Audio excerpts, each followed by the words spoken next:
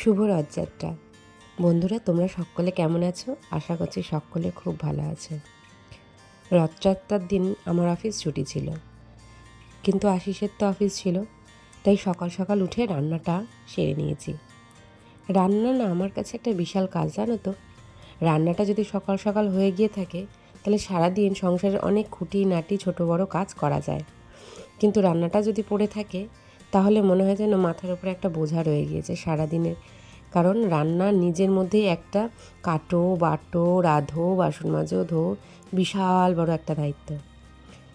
এবছরের রথযাত্রাটা সেরমভাবে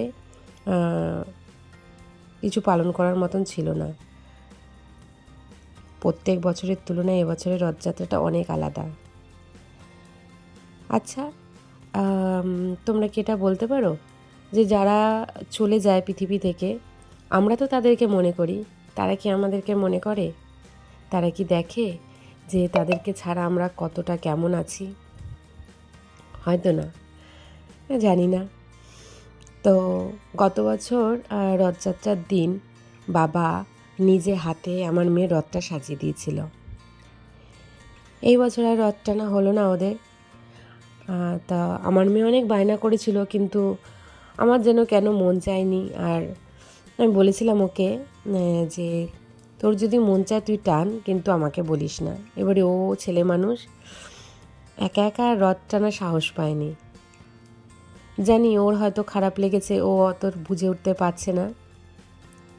যাই হোক, পরের বছর হয়তো আমরা আবার স্বাভাবিক ছন্দে ফিরে আসব, আবার হয়তো আমার ছেলেমেয়েরা রথ টানবে। কিন্তু যে মানুষ চলে গেছে সে মানুষটা তো আর আসবে না। খুব মিস করি, খুবই মিস করি। আজকে সকাল থেকে বৃষ্টি হচ্ছে। এই যে তোমাদেরকে দেখালাম বৃষ্টি হচ্ছে, আবার কিছুক্ষণ পরেই রোদ্দুর উঠে যাচ্ছে। রোদ্দুর উঠছে, এত সুন্দর ঝলমলে রোদ্দুর, দেখে মনে হবে না যে কিছুক্ষণ আগে বৃষ্টি হয়েছিল।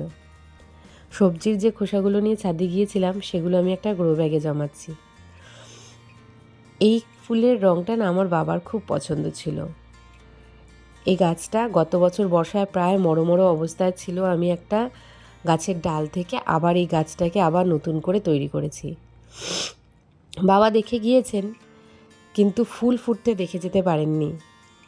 এখন এই বর্ষায় ভরে ভরে গাছটা ফুল দিচ্ছে, প্রত্যেক দিন একটা দুটো করে ফুল হচ্ছে। যখন ফুলগুলো হয় খুব মনে পড়ে তার কথা। গাছে পুরনো ফুলগুলো যেগুলো হয়ে রয়েছে না, সেগুলো আমি সবই প্রত্যেক দিন তুলে তুলে ফেলে দিই। কারণ যে কটা ফুল পুজোতে লাগে সে কটা ফুল হয়েও গাছে অনেক ফুল থাকে। এই গাছগুলো তোমাদের মনে আছে? এই বছর আমি নতুন কিনেছিলাম দুটো হাইব্রিড জবা। আমার কাছে হাইব্রিড জবা খুব একটা বিশেষ নেই, ম্যাক্সিমামটাই দেশি জবা। তো একটা দুটো মাঝে মাঝে দেখে রঙগুলো এত পছন্দ হয়, তখন একটা দুটো কিনে নিই। এই গাছগুলো না যত্নের অভাবে কেমন গাছের পাতাগুলো হলুদ হয়ে যাচ্ছে। বর্ষায় আবার ঠিক হয়ে যাবে। আমার গাছগুলো কেমন যেন অনাথ হয়ে রয়েছে, কারণ আমি অফিস থেকে ফিরে না খুব একটা পরিচর্যা করতে পারি না। আর যে মানুষটা খুব পরিচর্যা করতো সেই মানুষটি আর নেই। প্রত্যেক কথায় কথায় এত জড়িয়ে রয়েছেন না উনি, যে তোমাদেরকে আর কি বলবো। তাই দেখো, গাছে এত ফুল ফুটেছে, পুজোতে ফুল দেওয়া হয়েছে, তারপরেও এত ফুল রয়েছে। উপর থেকে যেই নিচে নেমে আসলাম, এসেই দেখছি তার 10-15 মিনিটের মধ্যেই আবার বৃষ্টি নেমে গিয়েছে। তো আমরা ছোট থেকেই দেখে আসছি যে রথের দিন বৃষ্টি হয়। এখন হচ্ছে কি বৃষ্টি কাল নয়, তবুও যেন কেমন হচ্ছে গিয়ে বর্ষাটা এবছর আগে আগেই নেমে গিয়েছে। এবছর পুজোটা আমি মেয়েকে দিয়ে দেওয়ালাম, বললাম বাবা তুই একটু পুজোটা দে। ছেলে মেয়েগুলো কেমন করে যেন বড় হয়ে যাচ্ছে তাড়াতাড়ি। আমার মেয়েটা মোটামুটি খুবই বাধ্য আমার। ওকে যদি আমি কোনো কাজ করতে বলি, যদি অনিচ্ছাও থাকে তবুও না বলবে না মুখের ওপরে। কিন্তু এই সব কাজগুলো ছোটোখাটো, ঠাকুর দেওয়া, ফুল তোলা, বিশেষ করে ফুল তোলা, এই কাজটা ওর খুবই প্রিয়। মাঝে মাঝে বলি যে একটু ঠাকুরটাও দিয়ে দে। ঠাকুরটা দিতে একটু ঝোঁকি কি না, প্রসাদ দাও, ফুল দিয়ে গোছাও, ধূপকাঠি জ্বালাও। আর আমার মেয়ের এখনও 9 বছর বয়স হয়ে গেলেও এখনও ও ধূপকাঠি বা আগুন জ্বালাতে পারে না। এই কারণে ও পুজো দিতেও চায় না খুব একটা, কিন্তু এখন দেখি মাঝে মাঝে পুজো দিতে বললে না করে না। আমি বলি বাবা একটু পুজোটা দিয়ে দিবি, দিয়ে দেয়।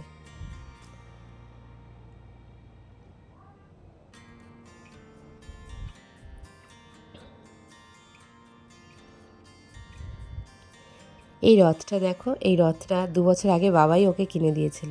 প্রত্যেক বছরই এটাকে সাজিয়ে গুজিয়ে বের করা হয়। এবছর তো বাবা নেই, তার জন্য আর বার করা হলো না। রথটাও হয়তো বাবাকে মিস করে। আজকে একটু মায়ের ঘরটা একটু চেঞ্জ করব। কি চেঞ্জ করব সেটা পরের ভিডিওতে দেখাবো। ভাবলাম সকাল থেকে তো তেমন কোনো কাজ নেই, এই কাজটাই আজকে সেরে নিই। আজকের ভিডিওটা আমি এখানেই শেষ করে দিচ্ছি। কি চেঞ্জ করলাম সেটা পরের ভিডিওতে দেখাবো। তোমরা সকলে ভালো থেকো, সুস্থ থেকো, টাটা।